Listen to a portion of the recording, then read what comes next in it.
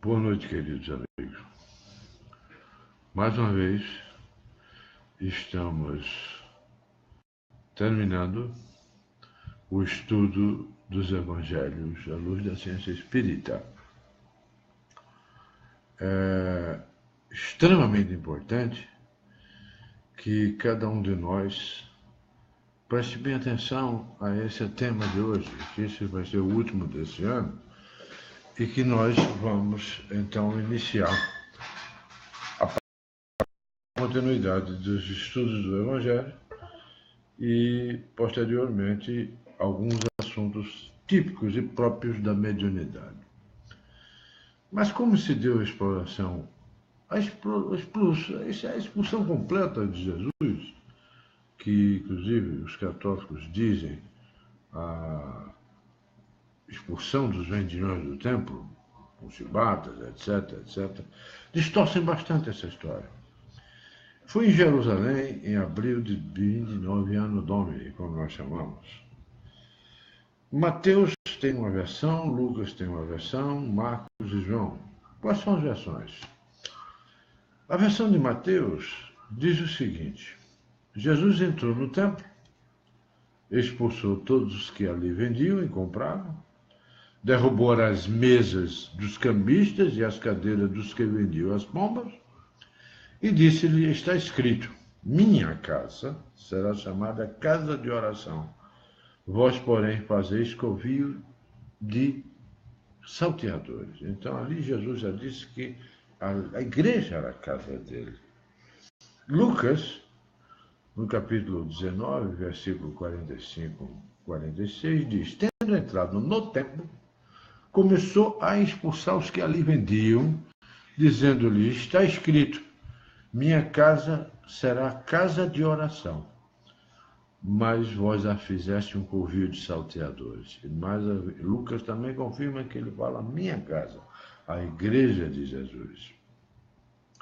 Marcos já diz um pouco diferente. Se chegar a Jerusalém, entrando ele no templo, começou a expulsar os que ali vendiam e compravam, e derrubou as mesas dos cambistas e as cadeiras dos que vendiam as pombas, e não permitia que ninguém atravessasse o templo, levando qualquer objeto, e ensinava dizendo: não está escrito que minha casa será chamada a casa de oração para todas as nações?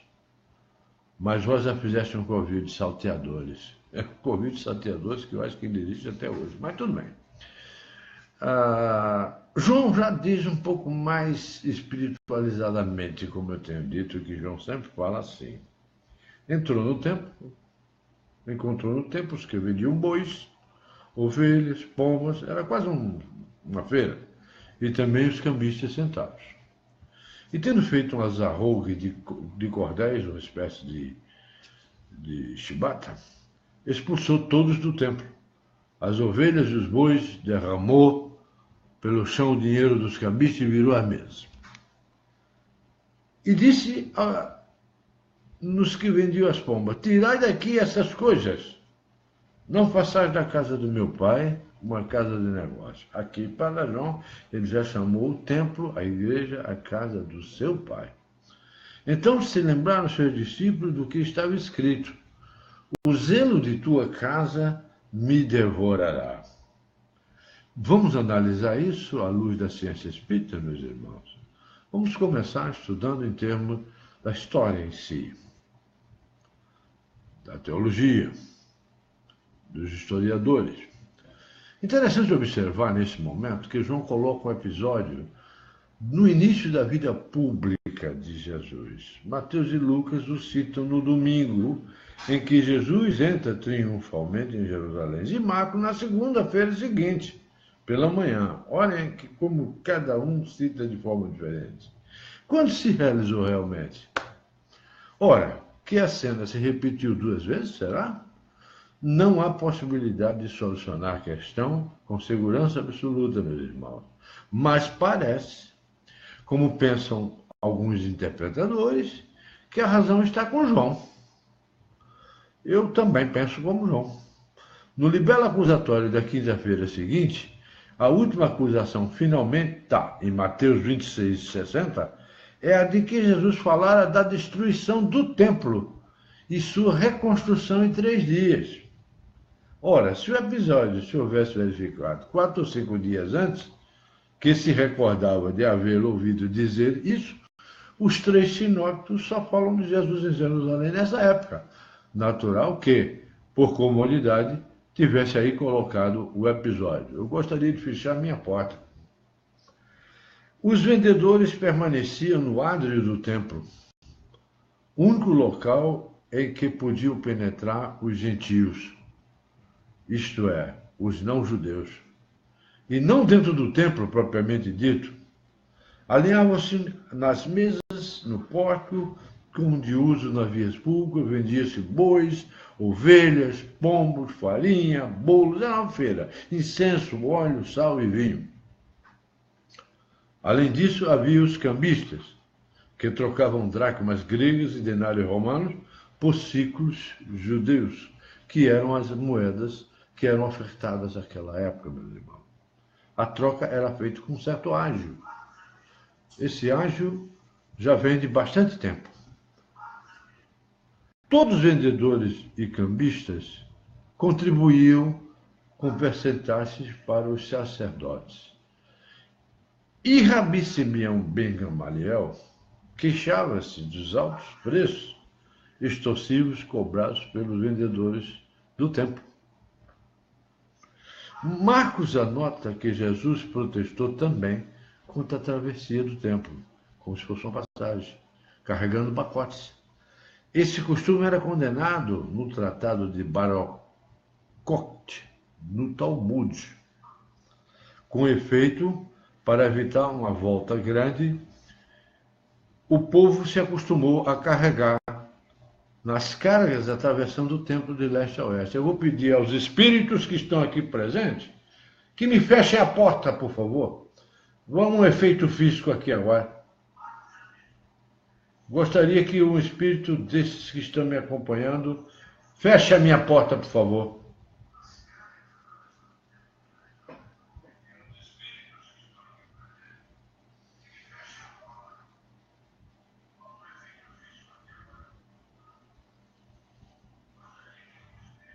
Marcos anota que Jesus protestou também contra a travessia do templo, a carregar os pacotes. Eles faziam como se estivesse atravessando os pacotes. Esse costume foi condenado no Talmud. Com efeito, para evitar uma volta grande, o povo costumava a carregar suas cargas atravessando o templo de leste a oeste. Marcos, o único evangelista que traz as citações completas. Quais eram essas citações? A de Isaías, no seu capítulo 56, versículo 7, e não é que o Espírito fechou minha porta. Segundo os 70, que foram as primeiras traduções para latim, minha casa será chamada casa de oração para todas as nações. E em Jeremias 7:11, quando esse profeta exorta os israelitas a melhorarem suas vidas. Pois se continuasse a roubar, a matar e a mentir, entrando no templo com seus crimes, esta casa que é chamada de meu nome, como diz Jesus, se tornaria os vossos olhos um covil de Satão. Jesus não estava errado. A igreja é um templo sagrado. E o templo é a casa de Deus. Não é um templo de comercializar água, perfume, toalha. Nada disso, nada se comercializa em igreja. Igreja é casa de oração.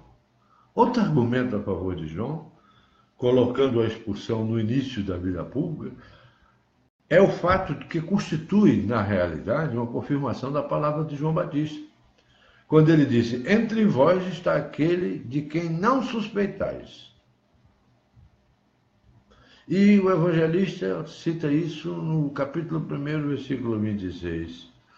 E também nós remontamos a profecia de Malaquias, no seu capítulo 3, versículo 1, que diz, depois disso, o anjo do testamento, que esperais impacientemente, fará sua aparição no templo. Jesus apareceu no templo.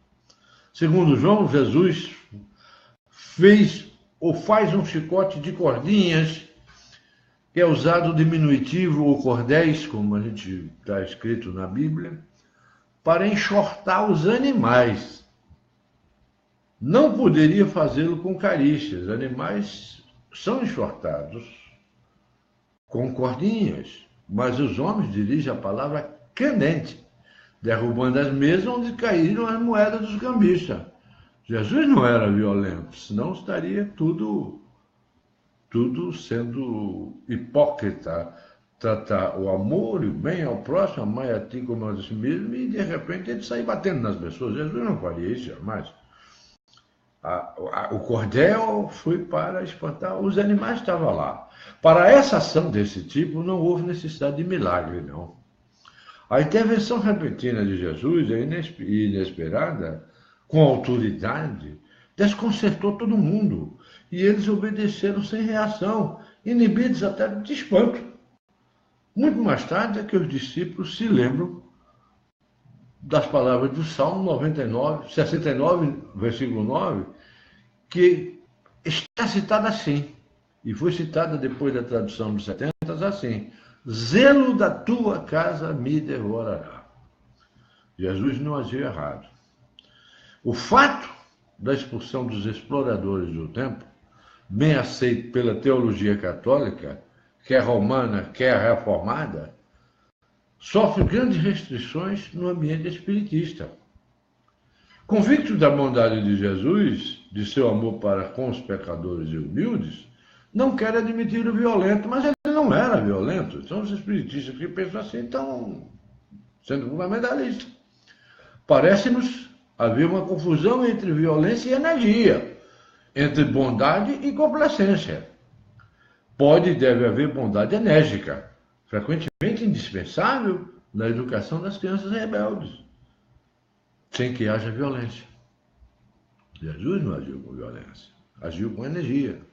A moleza do caráter, muitas vezes chamada de benevolência, pode, em certos casos, constituir até crime. Cruzaríamos os braços diante de um bandido que estivesse para assassinar um bando de crianças? Não.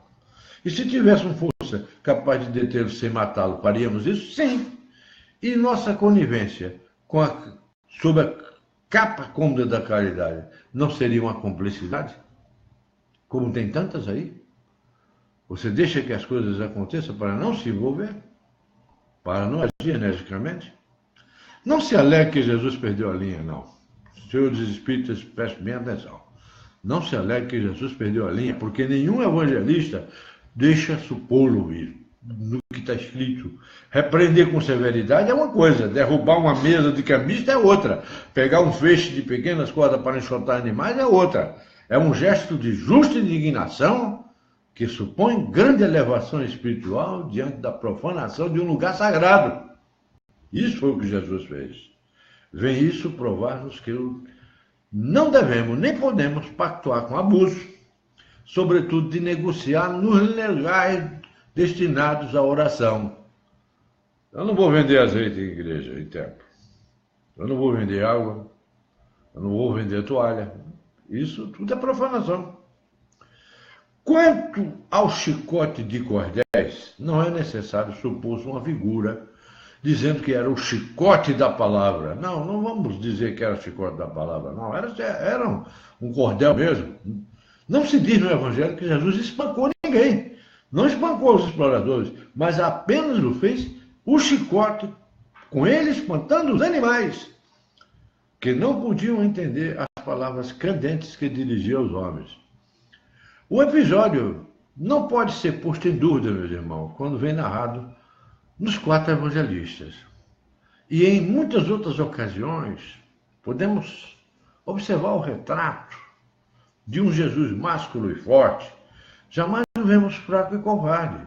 Seria inadmissível que um espírito com a autoridade de Jesus, que criou o planeta, aqui chegasse com caráter mole ou até efeminado, digamos. A força moral de Jesus era tanta, e assim como sua energia, é bem confirmada pelas palavras duras com que enfrentava os enganadores do povo, como temos tantos hoje aí, que faziam da religião simples degraus para subir no conceito popular. Será que nós não temos hoje essa situação que tínhamos há mais de 2000 anos atrás? Para adquirir prestígio e honrarias, ou posição política, ou riquezas e isenções de obrigações? O que nós espíritas dizemos disso? Desse fato, a ciência espírita diz, pelos 4 evangelistas, essa narração feita pelos 4 evangelistas, dizemos que é um ensinamento valiosíssimo. Trata-se da autoridade e severidade com que devemos tratar nossos veículos inferiores quando nos querem eles levar por falsos caminhos para a fraude, para a simonia, para a corrupção. A individualidade não pode consentir que a personalidade, meus irmãos, transforme o templo de Deus, de nosso Pai, do nosso coração, em um covil de salteadores, onde se acoita em vícios, enganos, hipocrisia, venda de coisas que devem servir para o sacrifício à divindade. Não podemos vender nosso espírito, meus irmãos, por favores e benefícios de nossa comodidade e nosso conforto. Quantas vezes, para nós espíritas, a personalidade acha natural fraudar o templo de Deus, trocando a justiça e a retidão por lucros incontestáveis de sensações e emoções? Quantas vezes permitimos que a animalidade assuma o papel principal acima da espiritualidade? Quantas vezes consentimos, meus irmãos, em constituir em nossos veículos inferiores, em aglomerado de vendilhões e exploradores de coisas sagradas, comprando prazeres sórdidos com sacrifício de nossas potencialidades sacrossantas, seja nas sensações, seja nas emoções, seja no intelectualismo viciado. Jesus ensina-nos a agir prontamente com rapidez, energia e autoridade, com severidade e zelo, mostrando-nos que jamais podemos compactuar com essas profanações do templo de Deus, exemplificando-nos para cada um de nós que, se necessário, usemos de um chicote de cordas para expulsar o animalismo e a covardia, o comodismo, a falsidade, a agiotagem dos cambistas que trocam o reino dos céus pelos bens da terra, que sacrificam as riquezas imperecíveis por gozos momentâneos e ilusórios que nos atrasam a caminhada e aprofundam no solo pelo qual caminharemos, espinhosos e dolorosos, espinhos que colheremos nas estradas futuras de nossos retornos. Energia sim, meus amigos, meus irmãos, meus amados.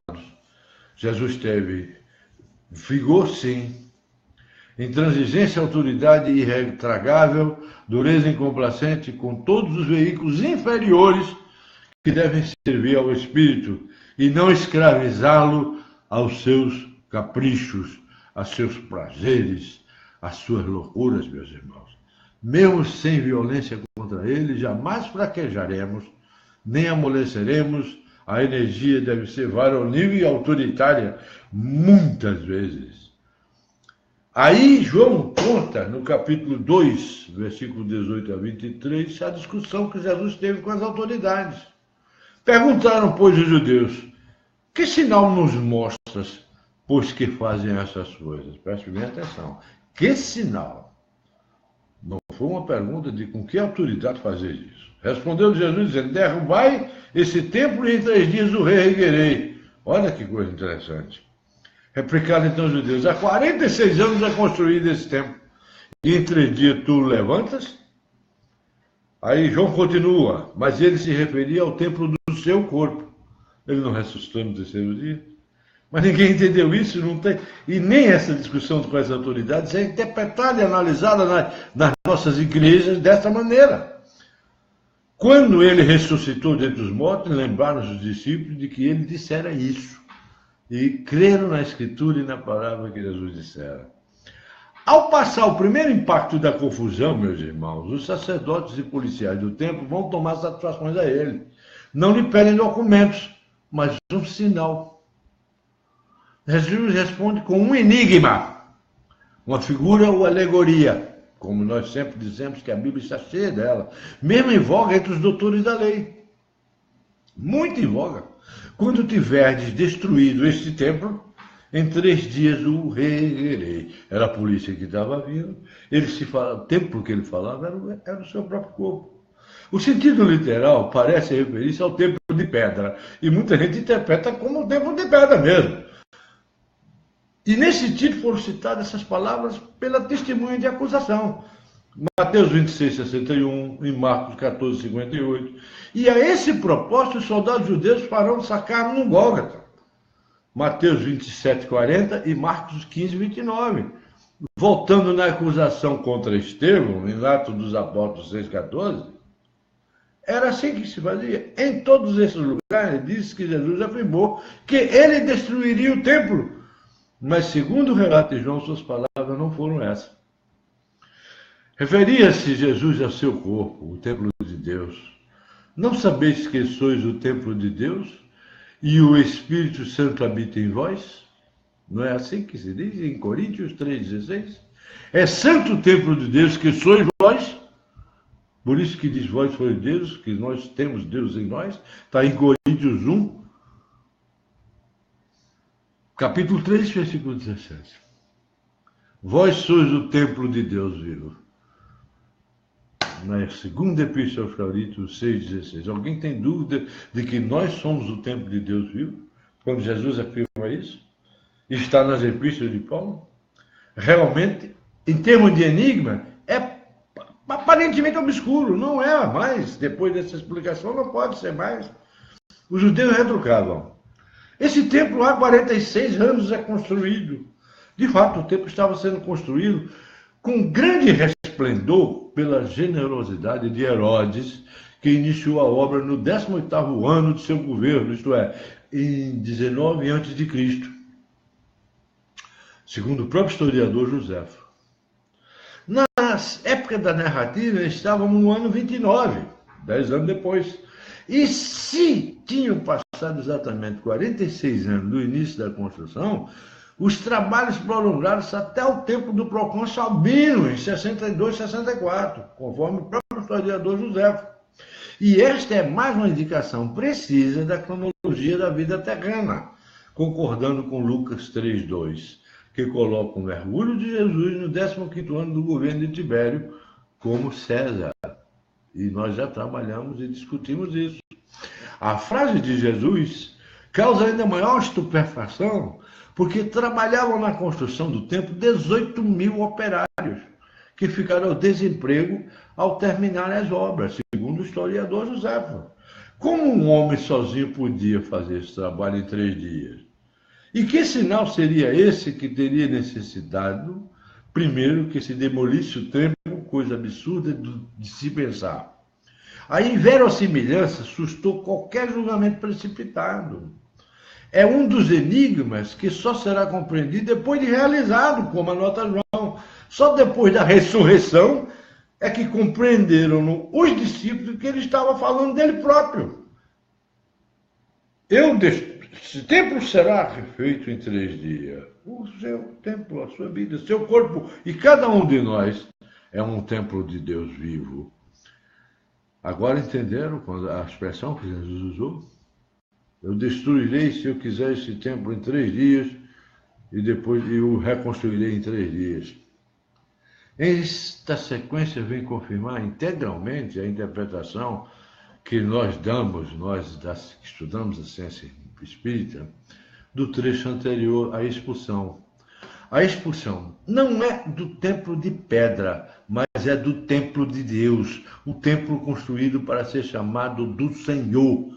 Ou seja, o corpo humano, a personalidade. A isso se referia Jesus. Disso falaram os 4 evangelistas alegoricamente, como João explica quando fala da destruição do templo, do sacrifício de Jesus.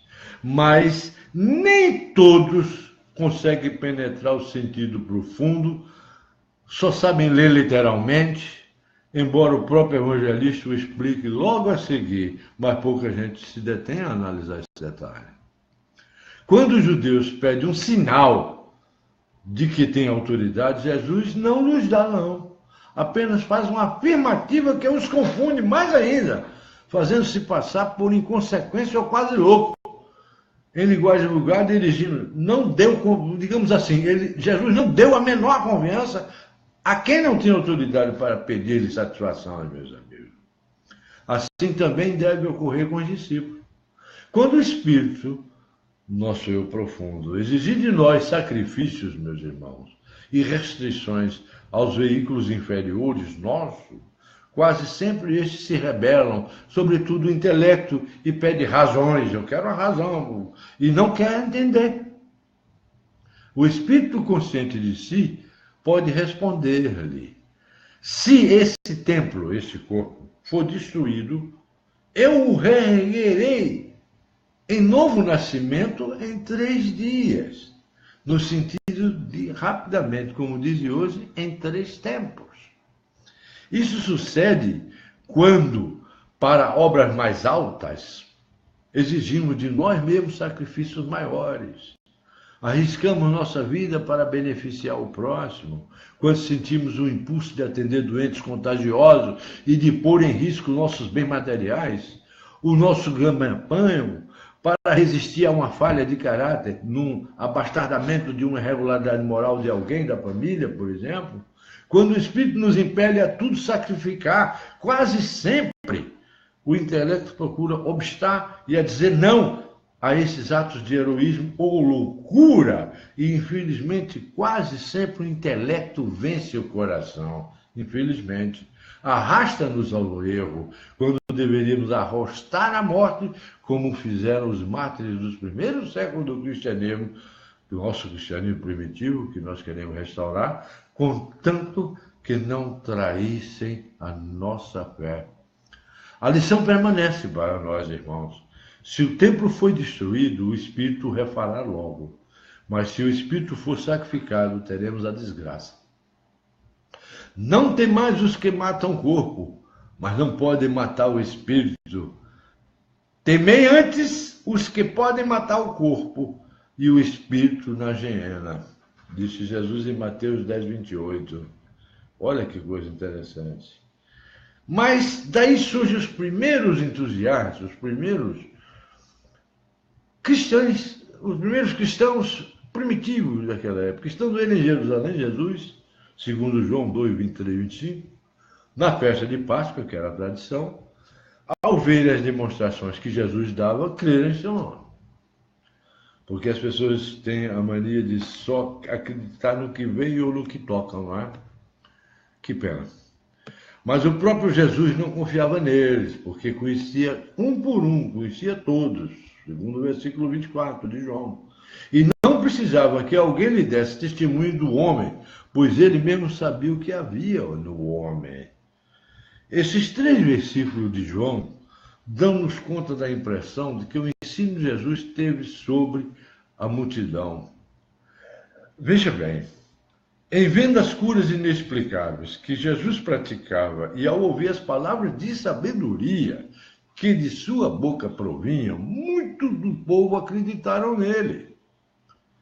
E a massa imatura, que não tem capacidade dos discípulos, nem a obstinação incrédula das autoridades, e deixa-se levar pelo entusiasmo dos fatos externos, como o trigal que ondula com a aragem. A festa de Páscoa não se refere ao dia principal, que chama-se Páscoa, mas à sua continuação, a Horter. Durante esses dias, Jesus permanece em Jerusalém falando em público. As ondas sucessivas de peregrinos que chegavam e agindo diante deles. O povo ficava admirado e acreditava, mas é a fé externa e fraca, como assinala João no capítulo 4, versículo 48.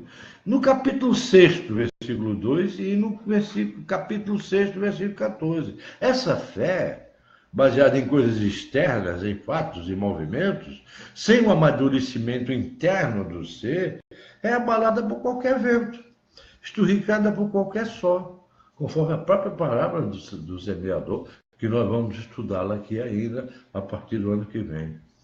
Bem o sabe Jesus, meus irmãos, Ninguém precisa adverti-lo disso.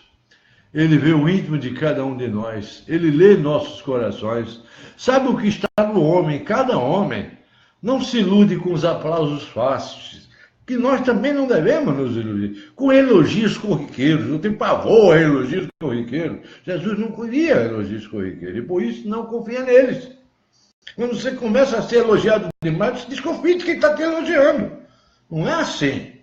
Nem lhes revela o segredo do reino, porque aí nós nos fechamos e não revelamos o segredo do reino, porque só pode ser desvelado aos maduros, aquele cuja fé nasce de dentro para fora, porque as pessoas gostam de elogios e aí surge aquilo que nós chamamos a vaidade.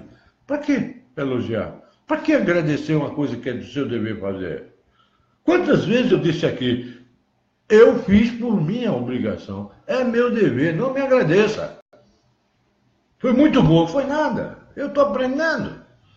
Eu estou aprendendo há 50 anos e ainda estou no jardim da infância. A pregação é feita de acordo com a necessidade e a capacidade dos ouvintes. Para nós, espíritas, que estudamos e comparamos a ciência espírita e a teologia, nós juntamos os dois para estudar cada versículo da Bíblia, como nós estamos fazendo, dos evangelhos, nesse caso os evangelhos, nem estou me referindo à Bíblia toda, que mais tarde nós poderemos fazer também.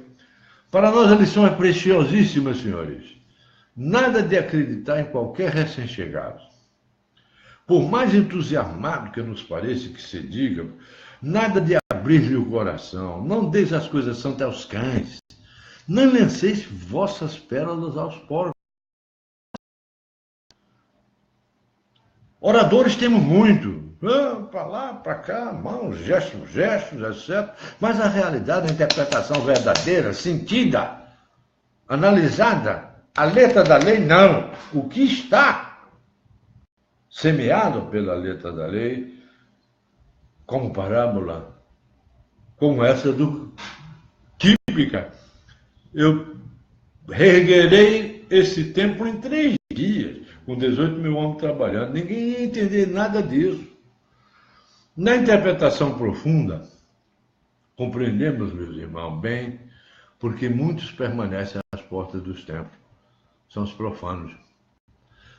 Sem nele conseguirem penetrar. Não vão entrar nunca, se só pensarem na letra da lei. Fundamentam sua fé em fatos.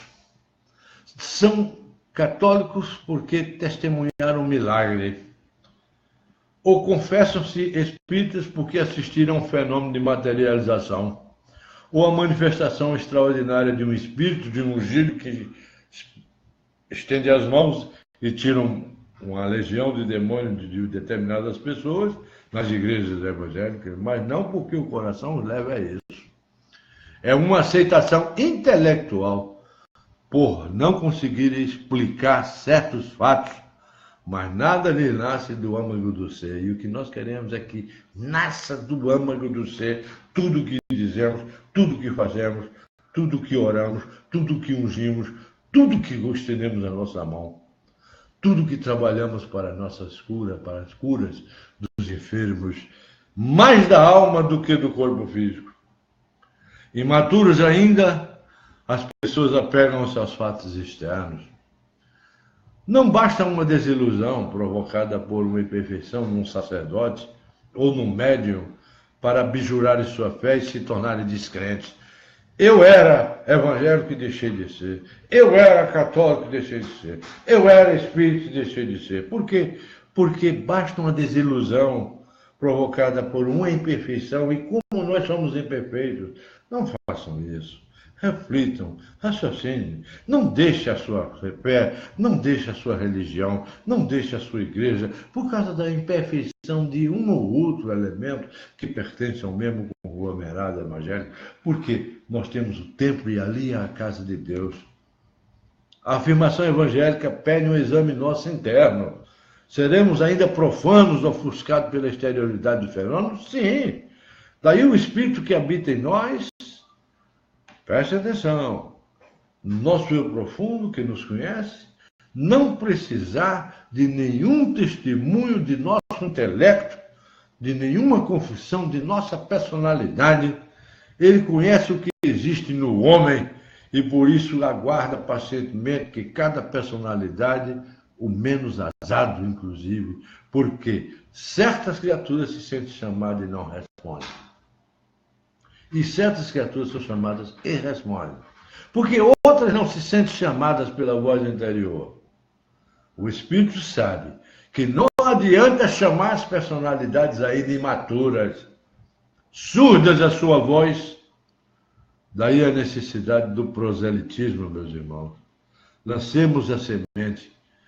Agora eu vou dizer para vocês uma frase de Jesus. Com essa explanação de hoje e a interpretação desses fatos evangélicos que nós tratamos, a expulsão do templo, o chicote, a dureza, a rudeza, não foi nada disso. A construção do templo em 3 dias foi quando ele ressuscitou no 3º dia.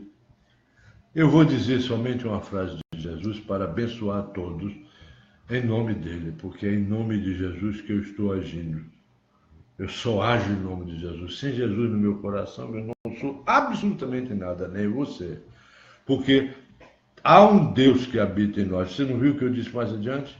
Jesus disse isso.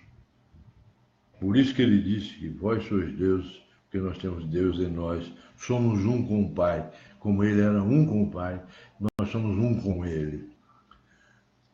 Então, meus amigos, meus irmãos, meus amados, que Deus os abençoe. E eu vou dizer a expressão que Jesus disse para acalmar vossos corações.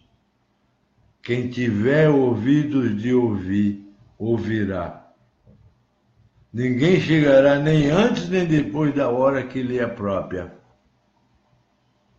E lembrem-se, olha o que mais Jesus disse. O Espírito age onde quer, como quer, com quem quer. Vou repetir. Quem tiver ouvidos de ouvir, ouvirá. Ninguém chegará nem antes nem depois da hora que lhe é própria. O Espírito age onde quer. Está em João capítulo 3, versículo 8. Que Deus os abençoe a todos. Muito obrigado. E só em janeiro agora nós retornaremos com novos estudos evangélicos, versículo a versículo, dos 4 evangelistas, estudando e analisando e tentando entender tudo aquilo que Jesus falou. Muito obrigado e que Deus os abençoe a todos.